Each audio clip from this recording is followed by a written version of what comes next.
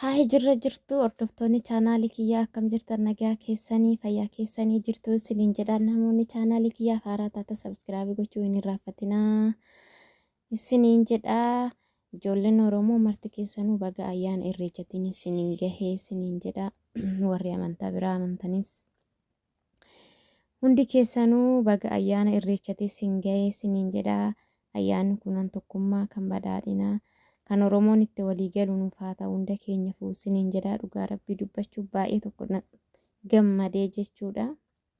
Bakka Oromoon qabeenya abbaasaa irratti lafa abbaasaa irratti akkanatti fataa jedheetoni ayyaana isaa ayyaaneffachuun kana caala nama gammachiisu hin jiru. Innaan nutis immoo ijoolleen biyya hambaa jirru gara maatii keenyaa gallee ayyaana itti maatii keenya wajjiniin irreecha kana dabarsinu waaqayyoon nuuf haa godhu hunda keenya obsiniin jedhaa. Qaama nazarra malee yaanni keenya isaanuma bira jira jechuudha. Kanaaf waaqayyoon biyya keenya nagaa haa godhu. Oromoo afaan tokko nu haa taasisu siin jedha. Hordoftoota keenya chaanaalii kiyyaaf haaraa warri taatan sabskiraabii gochuu hin irraanfatinaa isiniin jedha.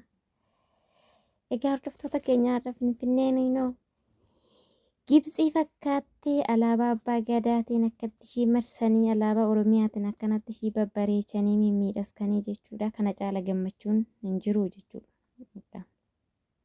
Fokkoraan baay'ateedhaaf hoomaaf fidu. Kanatti bareeddi Finfinnee. Finfinnee xinnaanis guddaanis Finfinnee kan beeku san hin beeknes Finfinnee. Hai Finfinnee. Irreechi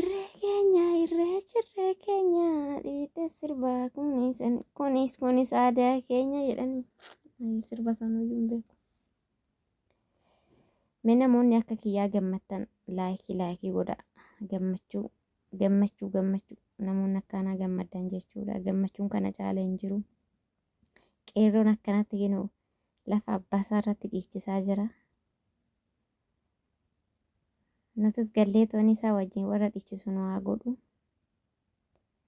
Rabbiin gara maatii keenyatti nu haa galchu. Isiniin jedha hordoftoota keenya maaliif chaanaaliin keenya nu walaa qorraa jira. Sabskiraabiin hin jiru, laayikiin hin jiru.